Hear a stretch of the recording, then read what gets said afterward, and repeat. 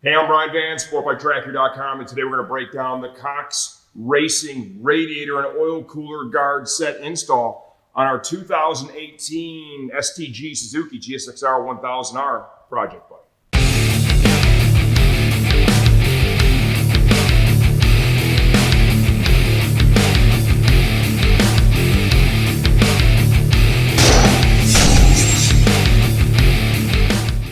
Okay, before we dive into the install, why would you want to install this on your bike? Is this right for a street rider, or is this a race-only style mod? This is right for street or track. The point of installing this is to help protect the core of the radiator and or the oil cooler from debris-related damage, right? You're riding on the street or on the track.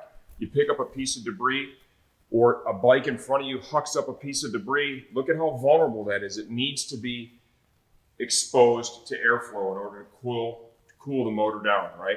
You get a piece of debris kicked up, it could pop right into there, bam, whack the core. Next thing you know, you've got coolant spewing out your sideline. If you're a street rider, that could mean a tow truck. No fun. If you're a track day rider, that could mean your track weekend is over. Who's got a spare radiator in their truck when you're doing track days? If you're racing, that could mean your race weekend is over. Worst case scenario is it starts spewing coolant and it causes a crash. Either way, this is a mod that is worth doing for both street and track riders. Okay, the kit that we're installing on the bike is a combination oil cooler and radiator guard set, right? You can purchase it two different ways. If you want to leave the OE oil cooler guard in place, you can do that and purchase just the upper portion that will cover the radiator. The kit that we have for the motorcycle today is both the radiator and oil cooler. So for our install purposes, we'll be replacing this oil cooler guard. And I could see a lot of riders going both ways here, you know, especially if you want to get a colored kit. We usually stock the black ones. The OE one is black, so it would already match, right? Just an option that's available. So we pull the oil cooler guard off.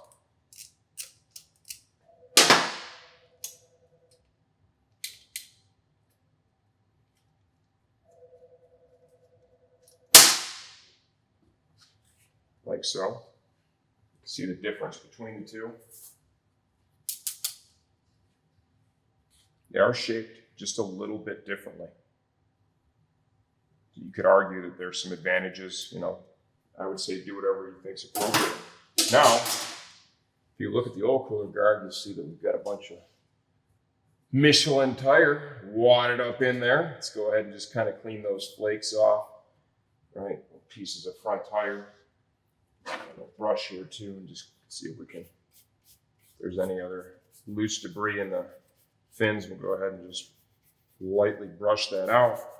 You can see the radiator, and this is a big OE radiator. This has already taken a couple of shots. Fortunately, it's not been an issue, but it's already taken a couple of shots. Okay, these are going to install using these foam pads that you see here as spacers between the radiator and the oil cooler and the guard.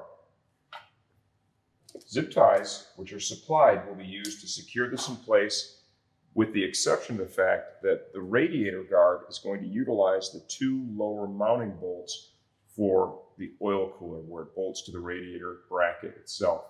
What I like to do is I like to start off by prepping the back of the surface of both the radiator and the oil cooler guard to make sure that it's grease free. This will allow the foam pads with the adhesive backing to install securely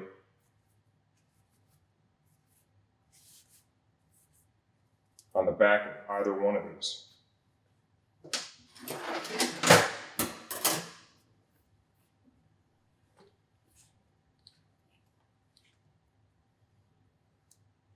To get the backing to release, you can usually just kind of pinch these, like so. What I like to do is start off here in the corners. I'm going to put one here, one here.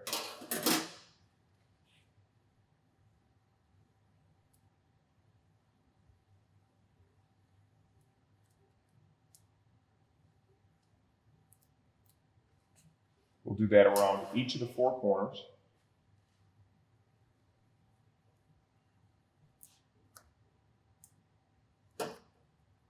Then we also want to make sure that we put some here in the center, right? Because this is a pretty wide radiator guard and we've got a lot of surface area there.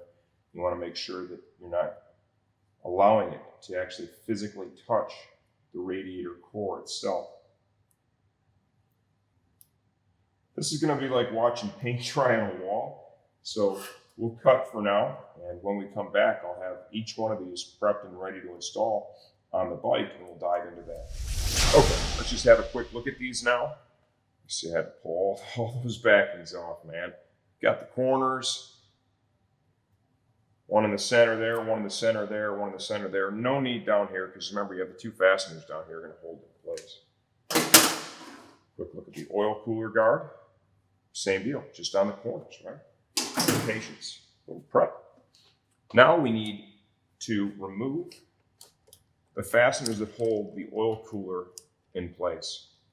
So we can manipulate it a little bit to have access to install the radiator guard.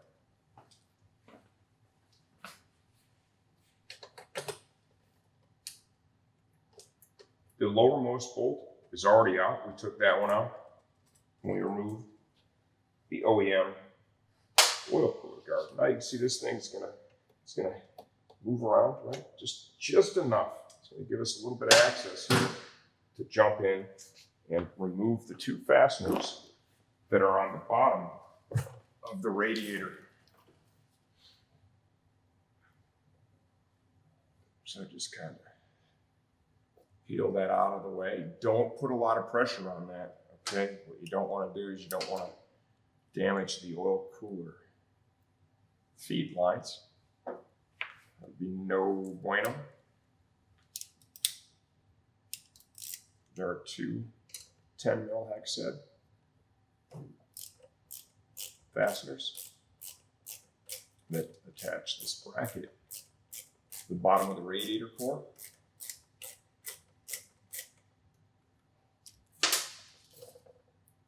On this side, it's a little trickier.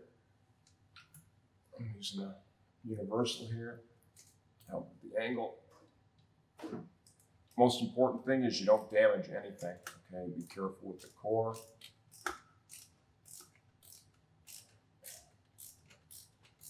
Of course, those oil cooler lines.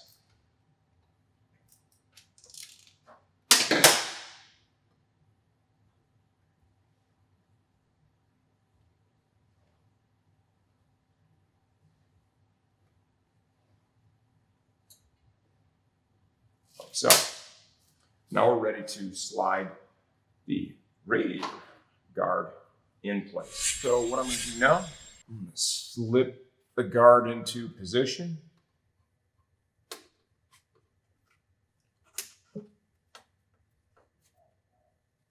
And I want to get one of the bolts through the bottom here, hold it in place. And then the other.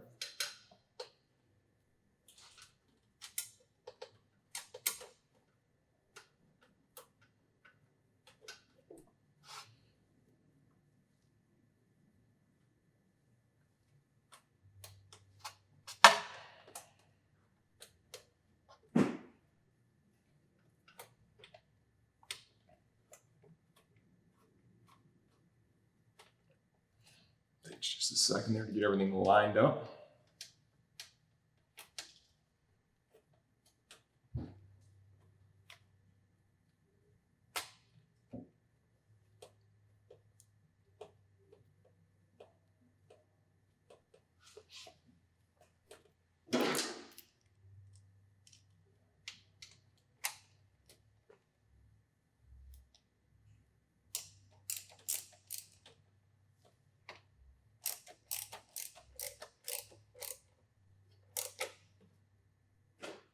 Go ahead and torque that. And I'll put one on the other side.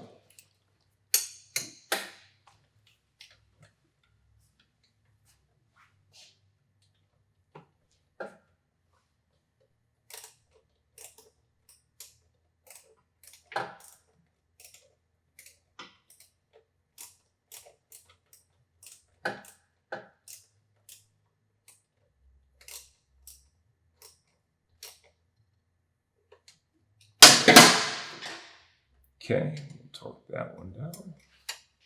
And then we can get the cable ties fed through the top of the radiator core where it meets the tank.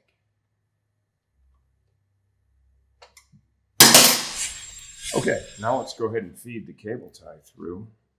There's a gap right there in between the top support for the radiator core where it meets the tank. Pass it through the oil or the radiator guard and then through there. And get it all into position here. As you tighten up the cable tie, put it in the end of the cable tie on the back side of the radiator. Just helps to reduce the possibility that you have a sharp cable tie hanging out that you cut yourself on. Right. Realistically, you could route it any way that you see fit. I don't think it's going to have a real dramatic impact on the outcome here of your install.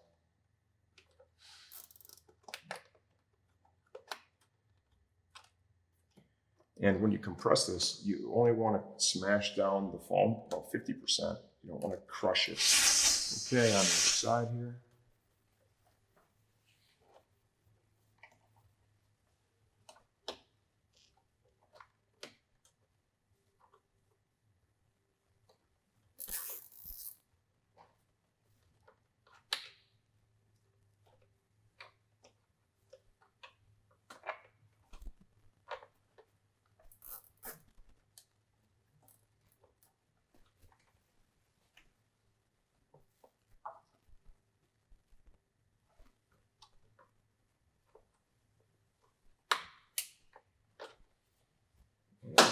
Like I did on the other side, we'll cut this one off. Like so. There is the radiator guard. See, there's a nice gap in between the radiator itself and the guard. Just compressing those foam pieces about 50%. Okay, now we can go ahead and jump in here and do the oil cooler guard itself. Right? You can still leave that loose. There's really no reason to bolt that back down right now. Start off with just the two upper ones. What you're going to do here is you're going to get these started and you're not going to tighten them down all the way. Just get everything passed through.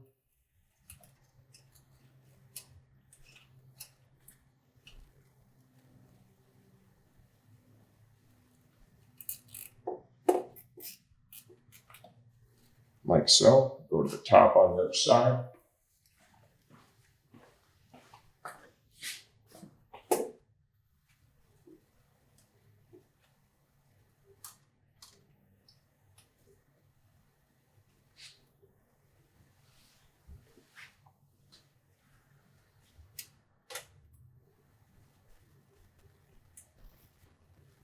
And get that passed through. Contact with the camera.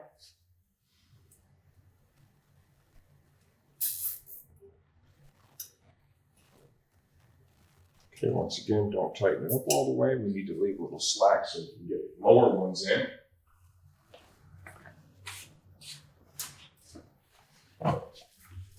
Now the lower one is going to install just a little different. Slide it through and then through the tab, like so.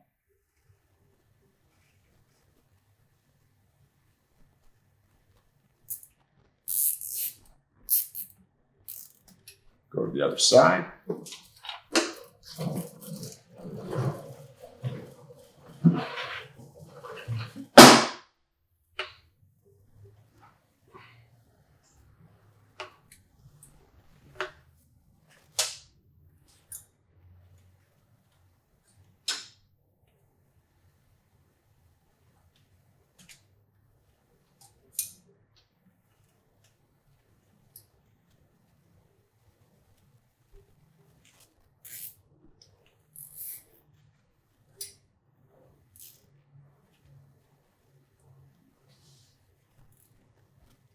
So pull these tight. Once again, you don't want to smash that foam insert down all the way, just about 50%.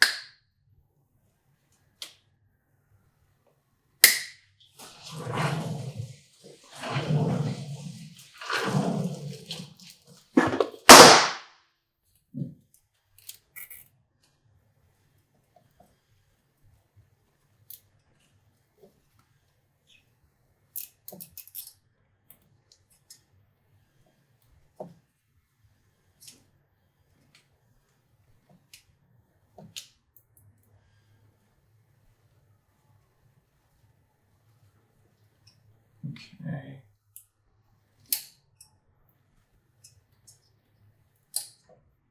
Those two.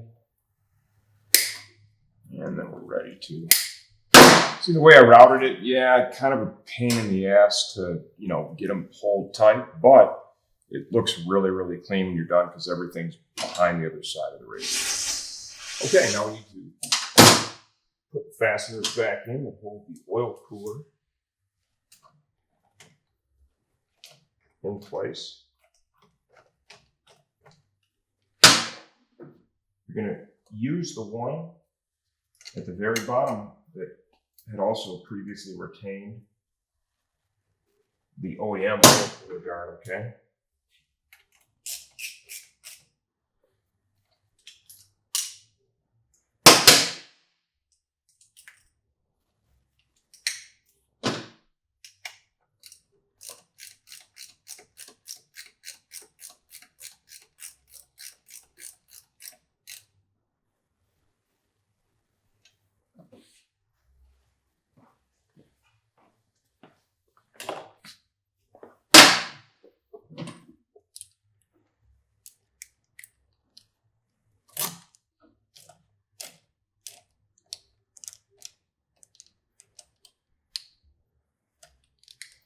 Once you have all the fasteners tight, let's go ahead and double check our work to make sure that we haven't created any issues for ourselves. Everything's tight, it all looks good. Gaps are all good between the guards and the oil cooler and the radiator itself. Now we're ready to put the bodywork back on the bike. Okay, installation is complete. Obviously double check your work like I am right now. Really hard to create any issues for yourself with this. The main thing you want to watch out for is that you're preserving some gap between the radiator and oil cooler guard and the core of the cooler itself, right? If they're just touching each other, metal on metal, over time that friction could create an issue and create a leak, and that's the last thing that you want. The reason you're doing this is to help prevent possible core damage, which could sideline you and or create a mechanical failure if the bike overheats. If you have any questions, just leave those in the comments section of this video. I answer all that stuff myself. I'm happy to help you get the same result out of your project we did ours.